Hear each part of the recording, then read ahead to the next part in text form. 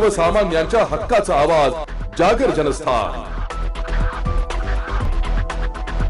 गुंडाविरोधी पथकाची महिला सुरक्षतेबाबत दिनांक 30 जानेवारी रोजी दुपारी 12 वाजेच्या दरम्यान धडक कारवाई। नाशिकच्या मुख्य बस स्थानकावर टवाळखोरी करणाऱ्या इसमांवर गुंडा शोध पथकाने कारवाई केली आहे। नाशिक शहराचे माननीय पोलीस आयुक्त यांनी महिलांच्या सुरक्षतेच्या दृष्टिकोनातून महत्त्वाचे पाऊल उचलले आहे।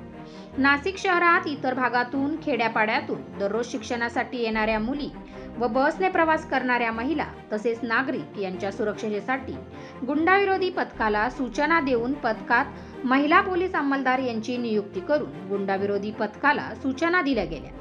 त्यानुसार गुंडाविरोधी पथकाचे प्रभारी पोलीस निरीक्षक ज्ञानेश्वर मोहिते व अंमलदार यांनी सीबीएस बस स्थानक, ठक्कर बाजार बस स्थानक व मध्यवर्ती बस स्थानक या ठिकाणी गस्त करून शिक्षणासाठी खेड्यापाड्यातून दररोज बसने येणाऱ्या मुलींना भेटून त्यांच्यासोबत त्यांच्या अडचणींबाबत चर्चा केली।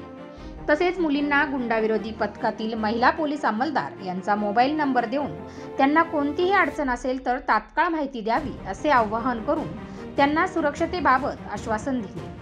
तसेच बस स्थानकात विनाकारण फिरणारे 12 टवाळखोर यांच्यावर कारवाई केली। या कारवाईमुळे बस स्थानकात विनाकारण फिरणारे पळून गेल्याचे दिसले आहे। या कारवाईमुळे बसने दररोज शिक्षणासाठी नाशिक शहरात येणाऱ्या मुली व नोकरीनिमित्त येणाऱ्या महिलांनी खूप समाधान व्यक्त केले आहे। जागर जनस्थानसाठी प्रतिनिधी भूषण जैन, सातपूर।